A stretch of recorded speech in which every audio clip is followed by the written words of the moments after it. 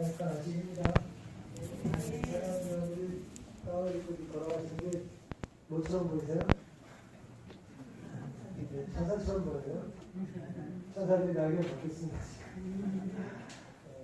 우리가 하나님께 예배를 드릴 때 어떤 색깔, 어떤 모양이 중요한 게 아니라 우리 어떠한 의도로 그걸 구별하느냐가 중요한 것입니다. 미국 사람들은 거룩하다는 말을 구별했다라고 말을 하거든요. 그래서 우리가 하나님께 구별된 시간, 구별된 장소, 또 구별된 독자, 구별된 말투는 거룩한 것입니다. 그런 차원에서 오늘 잔잔한 하나님의 살아계심을 누가 믿어요? 찬양하는 우리 모두가 믿고 또 그 간증이 주님 오시는 그날까지 우리 입술에서 끊이지 않기를 간절히 바랍니다. 평안하시길 성전에 오신 분들을 주님의 이름으로 환영하고 사랑합니다. 우리 함께 살펴볼 말씀은 이사야 8장 20절 말씀입니다. 이사야 8장 20절 말씀 펴주시기 바랍니다.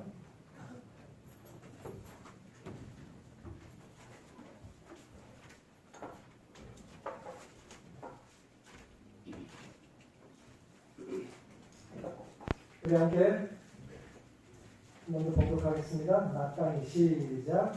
마땅히 율법과 증거의 말씀을 쫓으시니 그들의 말하는 바가 이 말씀에 맞지 아니하면 그들이 정령이 아침 빛을 보지 못하고. 이 말씀 많이 들어보셨죠? 예, 제가 많이 인용하고 또 공부할 때 묵상하는 말씀입니다. 오늘 이 말씀을 좀 이해를 하려면 이 말씀의 배경을 좀 알아야 되는데요. 이 말씀이 주어졌던 당시는 유다 나라가 매우 곤란하던 시기였습니다.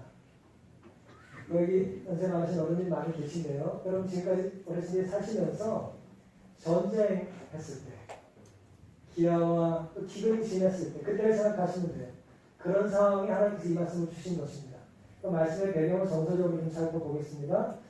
이사야 7장을 펴시면요. 1절과 2절에 이런 말씀이 있습니다.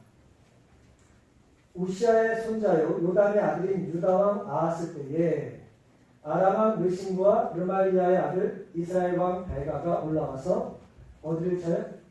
예루살렘을 쳤으나 능히 이기지 못하니라. 거기 다윗 집에 거하여 이르되 가로되 아람이 에브라임과 동행하였다 하였으므로, 에브라임이 이제 이스라엘을 얘기하는 것입니다.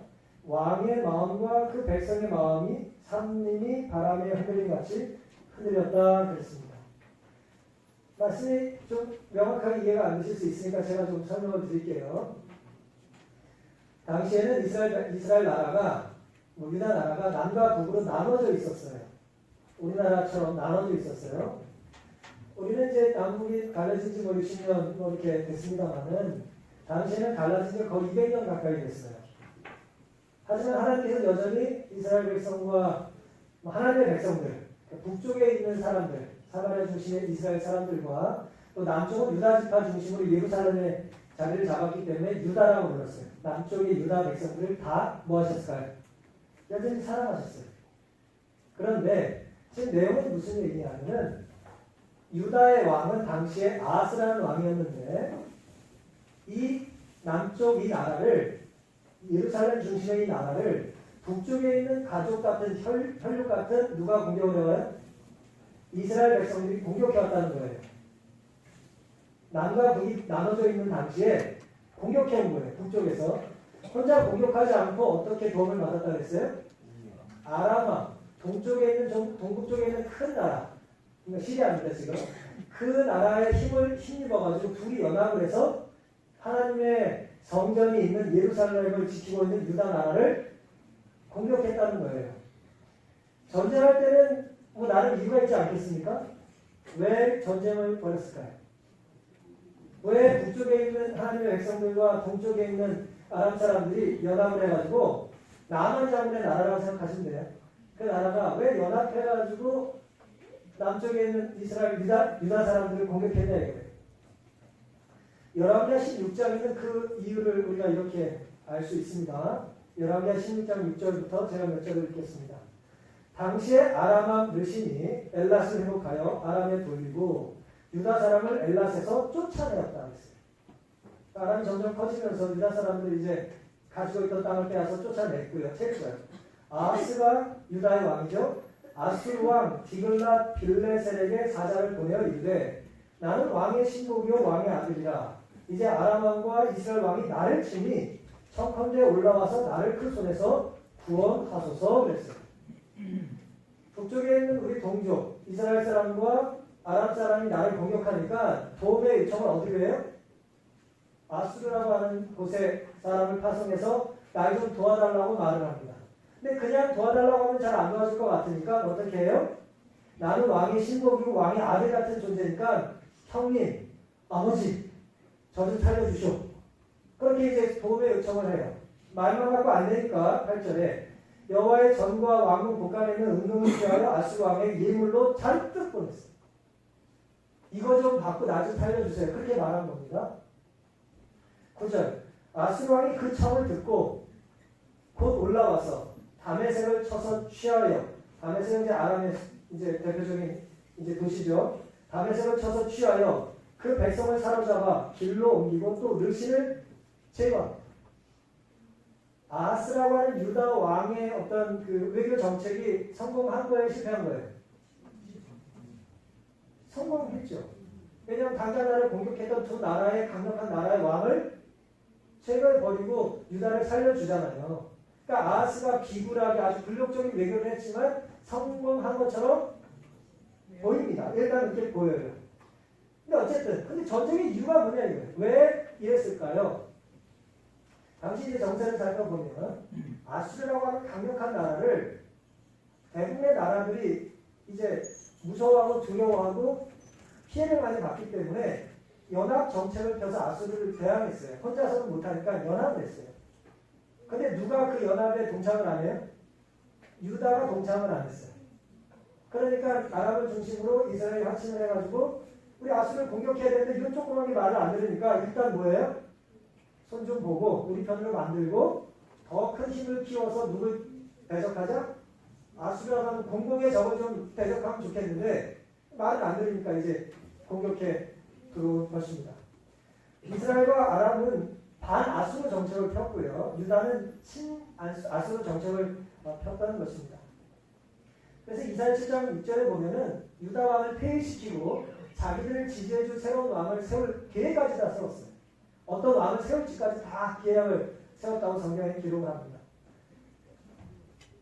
그런 상황에서 사실 하나님께서는 이사야에게 두려워하지 말라고 말씀을 사실 하셨는데 아수르는 무서웠고 두려웠기 때문에 처음에 누구에게 도움을 요청했어요? 아수르에게 도움을 요청했고 또 나중에는 애굽에게 도움을 요청합니다. 역대하 28장 19절과 20절은 이런 말씀이 있습니다. 이는 이스라엘 왕 아하스가 유다에서 망명되이 행하여 여호와께 크게 범죄하였으므로 여호와께서 유다를 낮추시니라.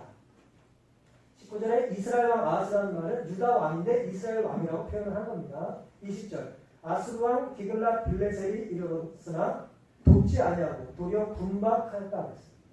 도와주러 와서 뭐 했다고요? 오히려 아람을 제거한 것까지는 좋았는데 누구까지 제거하려고 해요? 유다까지 제거하려고 했다는 거예요. 공격하고 핍박했어요. 그래서 어쩔 수 없이 유다는 또 누구한테 손을 벌려요? 저 남쪽에 있는 큰 나라인 애굽에 또 손을 벌립니다. 이사야 30장입니다.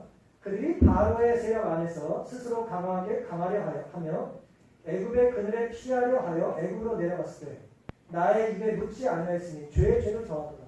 하나님께 여쭙지 않고 계속 손을 벌리는 거예요. 3절 그러므로 바로의 세력이 너희의 수치가 되며 애굽의 그늘에 피함이 너희의 수욕이 될 것이라고 했습니다. 정리 좀 해드리겠습니다. 이 작은 나라 유다가 살기 위해서 주변 나라들이 협동을 펼 때 살기 위해서 먼 나라에게 도움을 요청했죠. 근데 그 나라가 나를 당장은 살려준 것 같더니 뭐예요?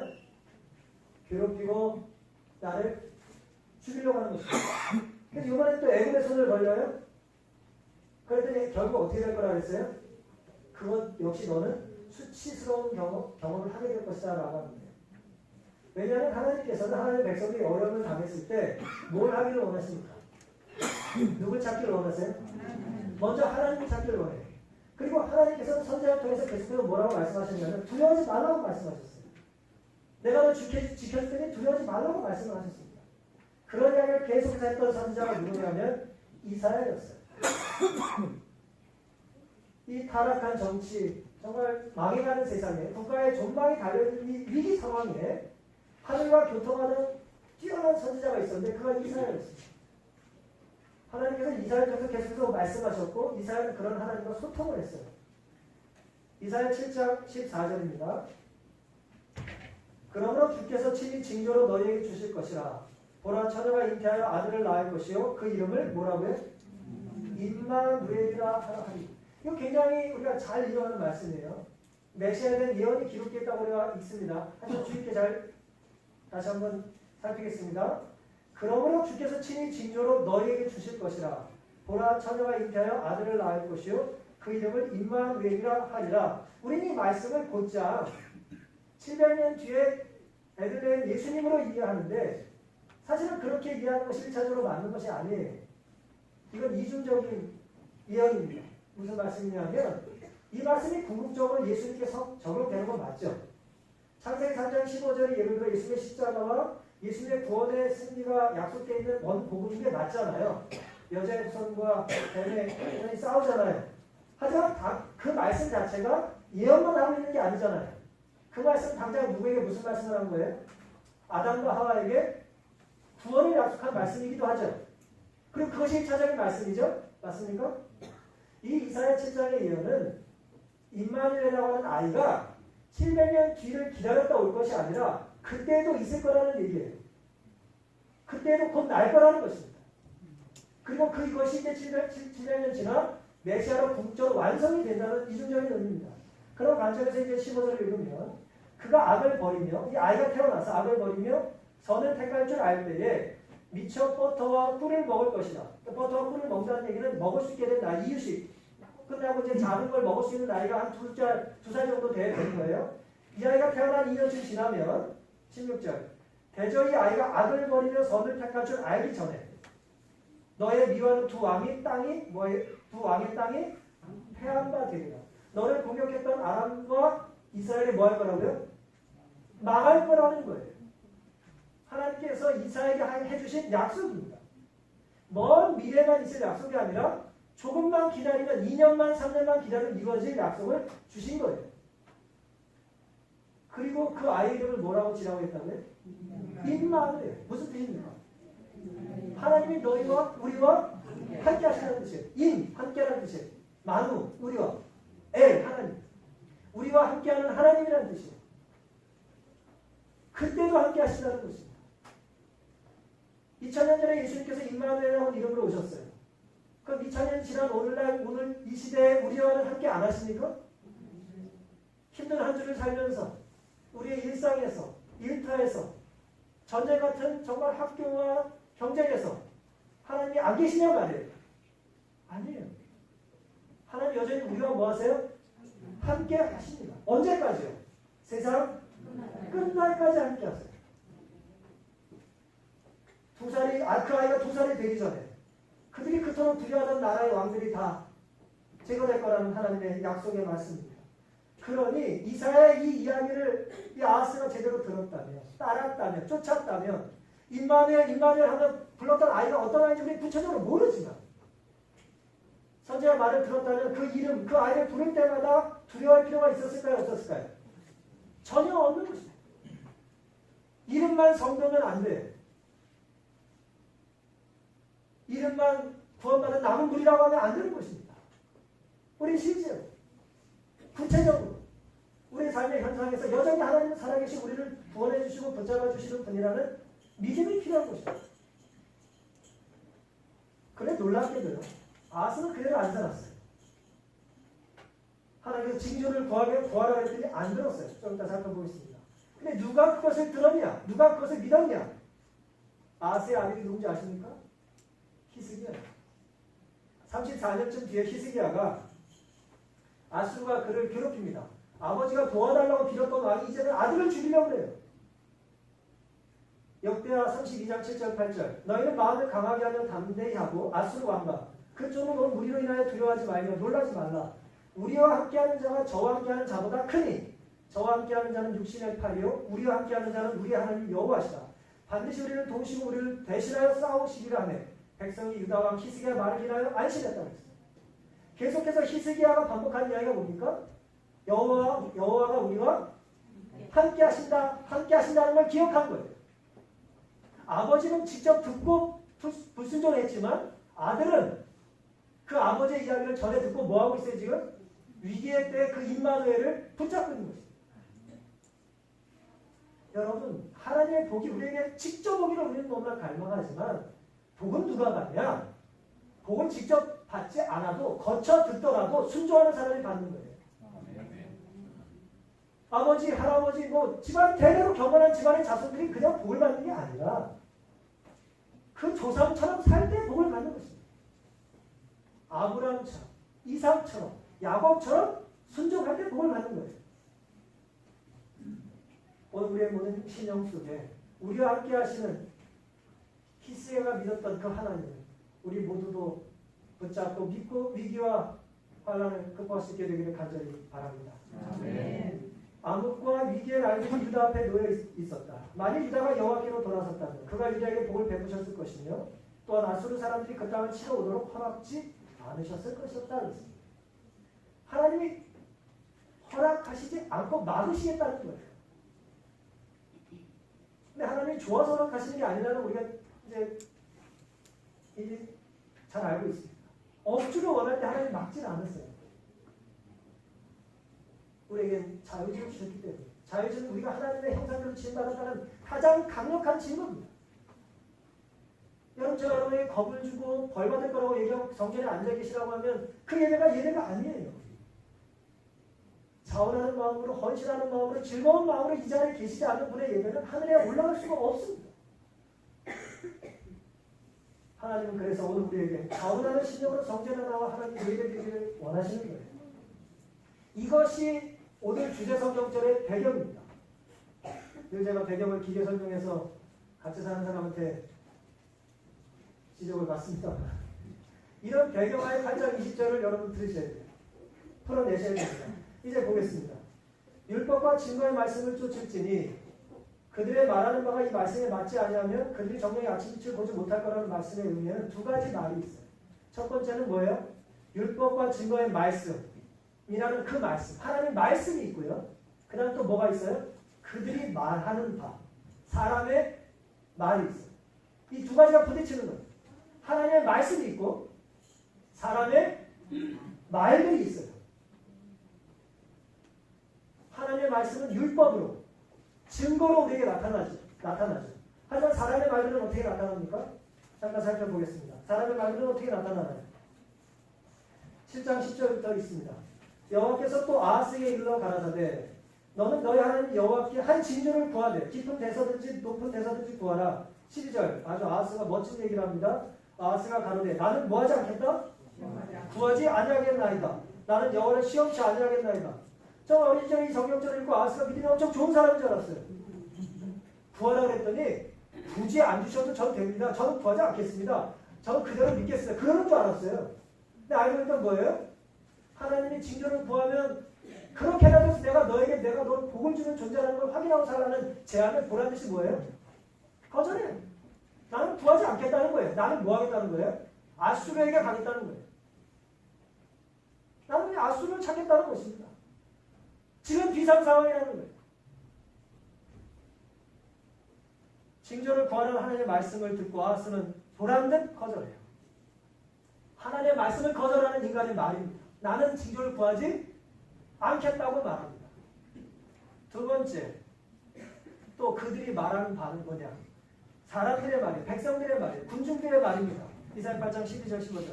이 백성이 맹약한 자가 있다 말하여도 너희는 그 모든 말을 따라 맹약한 자가 있다 하지 말며 그들의 두려워하는 것을 너희는 두려워하지 말며 놀라지도 말고 15절. 많은 사람들이 그로 인하여 거칠 것이며 넘어질 것이며 부러질 것이며 걸릴 것이며 잡힐 것이라고 했습니다. 무슨 얘기냐면 저희가 처음에 살펴본 것처럼 많은 사람들이 지금 국제 정세가 뭐예요? 우리 빼고 다 병합했다는 거예요.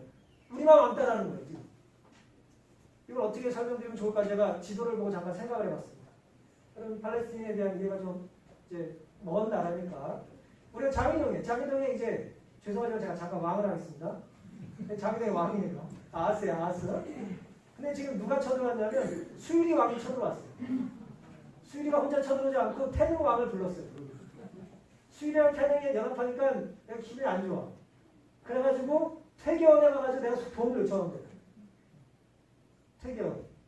그 퇴계원 사람이 날 도와주는 하더니 날 괴롭혀서 결국 누구한테 손을 걸려요? 멀리 강남 사는 사람한테 도와달라고 했더니 수치만 당했다. 그 얘기예요, 지금 이야기가. 여러분, 혼자가 힘들죠. 외롭죠. 이 작은 나라에 또 많은 사람이 한 목소리로 얘기하는 거예요. 그들이 매략했듯이 우리도 뭐 하자? 우리도 연합전선을 구해야 된다. 지금 비상한 상황이다. 그래서 아하스가 뭐예요? 하나님 말씀 안 듣고 선지자 말 안 듣고 이방 나라에 손을 벌리는 것입니다.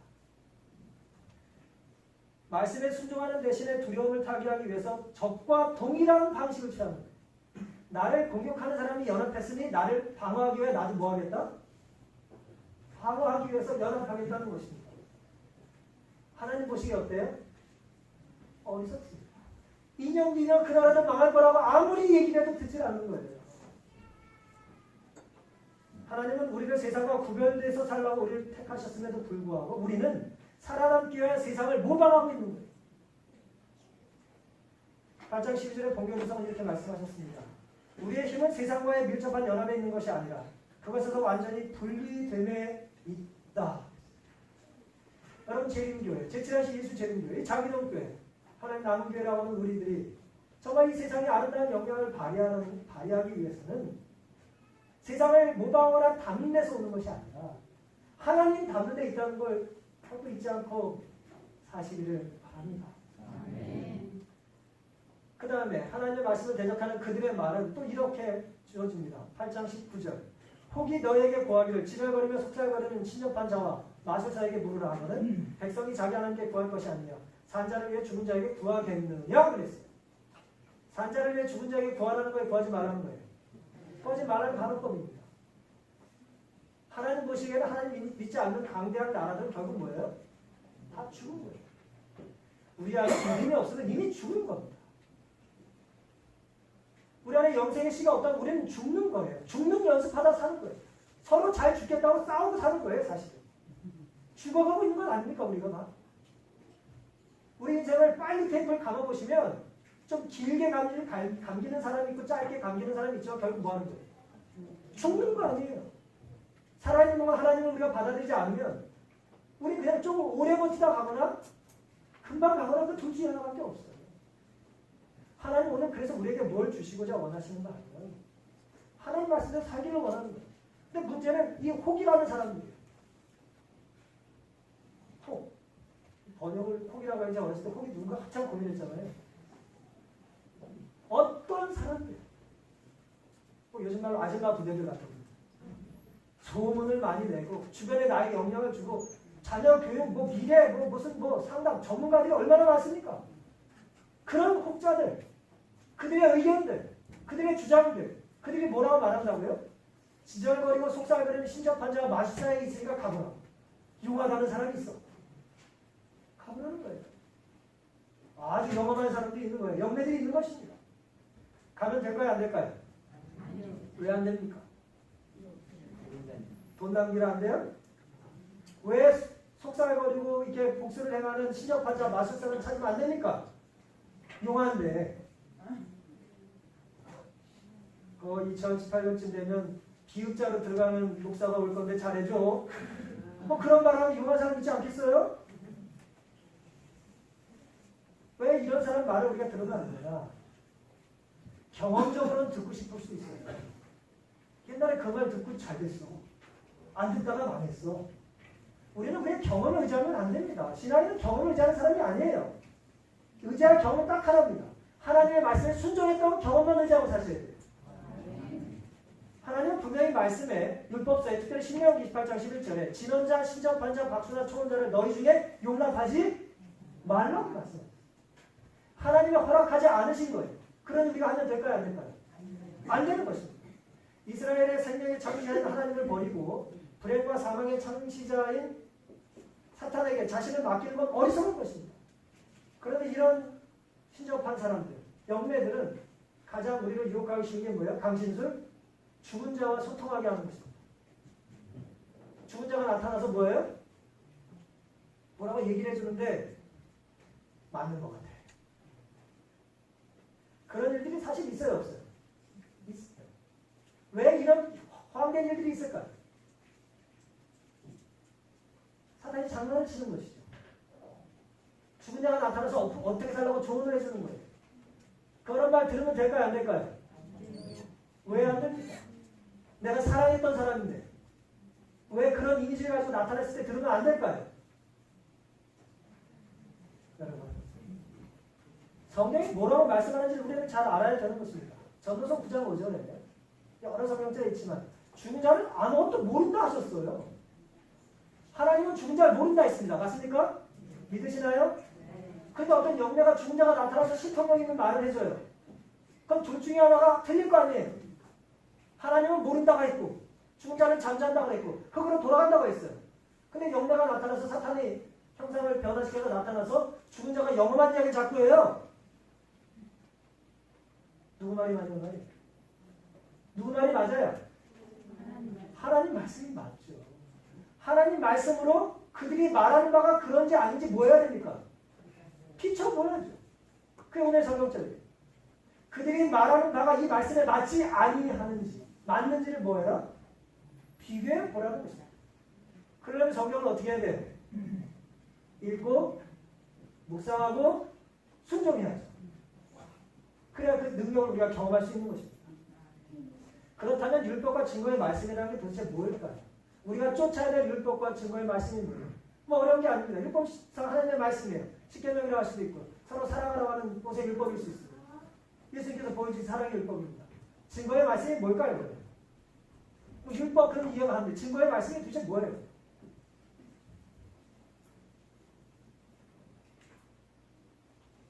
이런 표정이 네가 말해 그 표정. 증거의 말씀이 뭘까요? 율법을 쫓는 건 알겠어요. 우리가 잘 못 찾아 율법 문제를 안 하죠. 증거의 말씀이 뭘까요? 이사야 8장입니다. 4절, 16절, 20절 제가 읽습니다. 이는 이 아이가 내 아빠, 내 엄마를 할 줄 알기 전에 다메섹의 재물과 사마리아의 노랑물이 아수르 왕 앞에 옮김받을 것이니라. 이 8장은 뭐냐면 이사야에게 하나님께서 자식을 낳게 하셨어요. 그리고 그 낳은 자식이 뭐예요? 아빠 엄마라고 부르기 전에 이사야라고 부르기 전에 그럼 뭐 5마리아 되니까 얼마 안 되는 거죠. 아수르 왕 앞에 옮겨갈 거라는 거예요. 16절 너는 증거의 말씀을 쌓으며 율법을 나의 제자 중에 봉함하라. 율법을 뭐 하라는 거예요? 잘 지키라는 것입니다. 20절 오늘 우리의 주제 성경절이에요. 마땅히 율법과 증거의 말씀을 쫓을지니 16절에는 봉함하고 지키라고 했고 보호하라고 했고 20절에는 쫓아가라고 했어요. 그들이 말하는 바가 이 말씀에 맞지 아니하면 우리가 살펴본 몇 가지의 경우입니다. 그들이 정령이 뭘 못 봐요? 아침빛을 보지 못한다는 얘기는 뭡니까? 구원받지 못할 거라는 이야기겠죠. 그럼 정리 좀 해보겠습니다. 아까 우리가 살펴봤던 이사야 7장 14절에도 주께서 친히 징조로 너에게 주실 것이라. 보라 처녀가 잉태하여 아들을 낳을 것이고 그 이름은 임마누엘이라 하라 그랬죠. 뭐 신학자들 간에 이견이 있어요. 7장의 임마누엘과 이사야의 아들이 같냐 다르냐 뭐 상황을 보니까 같은 것 같아요.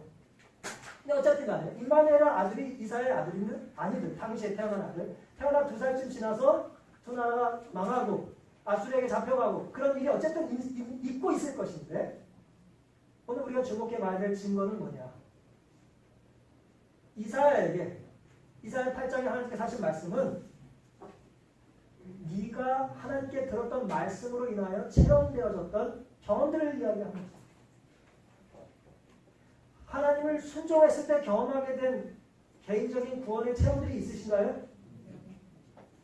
여러분이 신앙생활 하다 보면 당연히 율법은 변하지 않으니까 변치 않는 거예요. 우뚝 서 있습니다.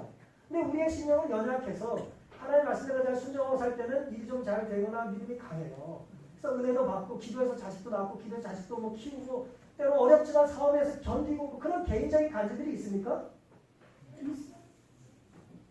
문맥상 이사야에게 말씀하셨던 8장 20절의 증거의 말씀이라는 건 뭐냐면 하나님께서 이사야 개인에게 주셨던 여러 말씀들에 대한 이사야의 순종을 얘기합니다. 순종을 통하여 그가 경험했던 하나님에 대한 것을 뭐 하지 말라는 거예요? 잊어버리지 말라는 거예요. 여러분, 이곳에 하나님께서 교회를 세워주셨습니다. 교회 때문에 기도했던 많은 분들이 있으실 거예요.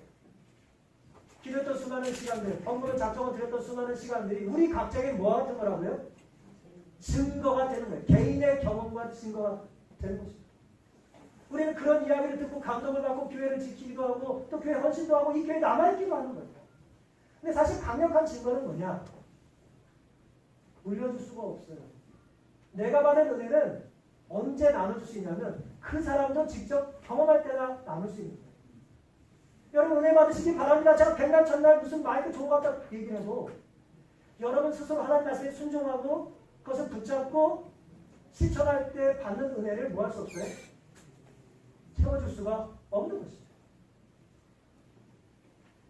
증거의 말씀이라는 것은 초기 이사야 사역 초기 이사를 통해 유다에게 내려줬던 하나님의 특별한 예언적인 증거들을 말해요. 그러니 이 증거를 이사야는 결코 놓을 수가 없었겠죠. 여러분, 개인적인 하나님을 만난 경험이 있으십니까?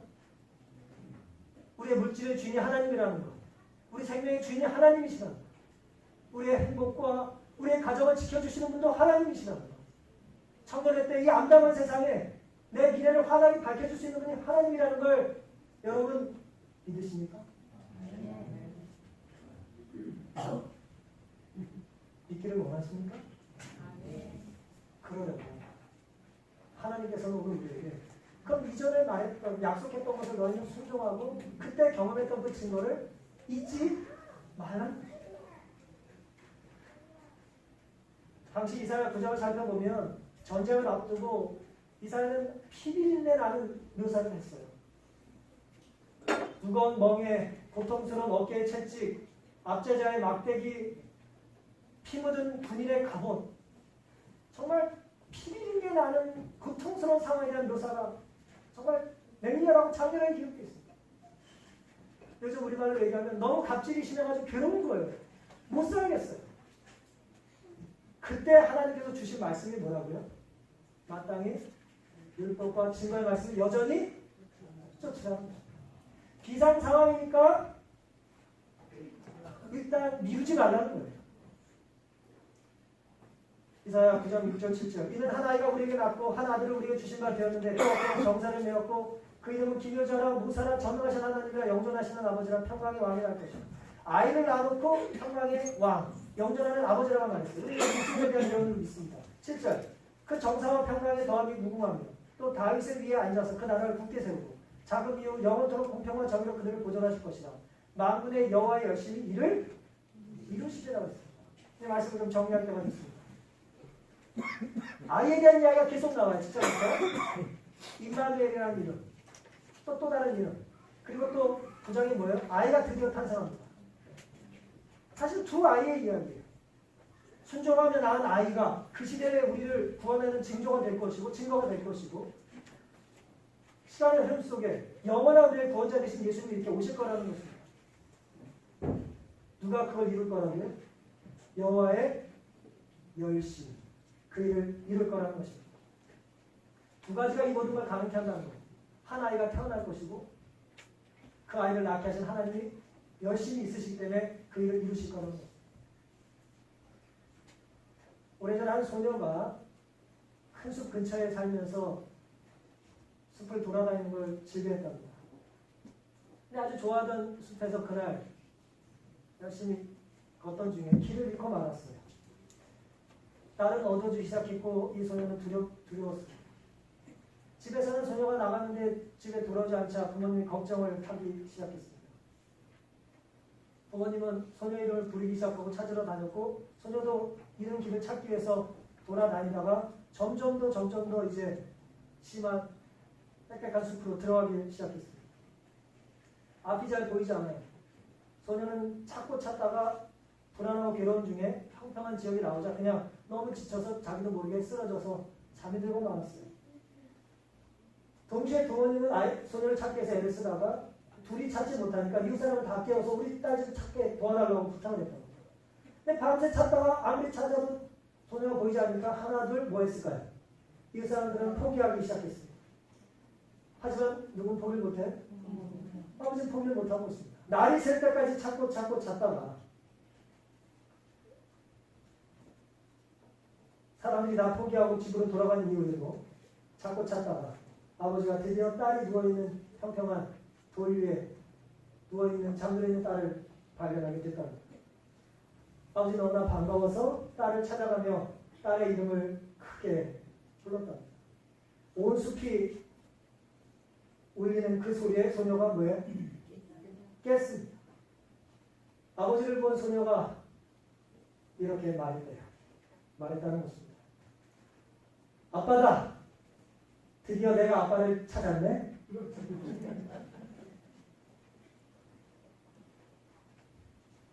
사랑하는 여러분, 하나님의 열심을 가지고 우리를 찾으세요. 결코 포기하지 않고 찾으십니다. 그 열심이라는 말은 질투라는 뜻이 있어요. 우리가 사람에게 빼앗기는 걸 하나님 못 견디십니다. 일하오래 한 마리 양을 찾을 때까지 멈추지 않고 찾으시는 사랑의 목자, 그분은 우리를 끝까지 추적하십니다. 이런 사랑이 율법의 사랑이고 선지자가 개인적으로 체험한 증거의 말씀인 것입니다. 근데 사람들은 뭐라고 말해요? 자식 죽었으니 포기하라고 말하는 것입니다. 또 소녀에게 무슨 말이 들려요? 아빠는 너를 찾지 않을 거라고 말하는 거예요. 정령이 그들이 하는 말들은 그런 말들이에요. 더 이상 교회 다닐 필요 없다고 말하고 하나님은 안 계시다고 말하고 지금 비상상황이라고 말하는 것입니다. 하지만 여러분의 삶이 진정 비상상황이라면 진정 비상상황이기 때문에라도 우리는 하나님을 더 열심히 찾아야 합니다. 믿어야 합니다. 의지하셔야 합니다. 율법과 선지자의 증거를 우리가 놓지 말아야 되는 것입니다. 말씀이 우리를 판단하도록 허락해야지 우리가 말씀을 판단해서는 안 되는 것입니다. 그들이 말한 바와 이 말씀에 맞지 아니하면 정령의 아침빛을 볼 수 없기 때문입니다. 우리가 증거와 율법과 증거의 말씀을 쫓는 것은 하나님께서 우리를 찾으시기에 가장 좋은 것으로 우리가 발걸음을 옮기는 것과 같습니다. 만나는 가장 행복한 곳이 여러분과 저에게 있어서 성전이 되어야 하지 않겠습니까? 우리에게 다가오시는 하나님을 향해 여전히 우리도 마음으로 활짝 열고 인내하며 삽시다. 그때 기다리고 기다리던 찬란한 아침빛 거룩한 하늘의 광채가 우리 모두에게 임할 것을 믿고 감사하며 사시길 바라면서 오늘 말씀을 마치겠습니다. 아멘.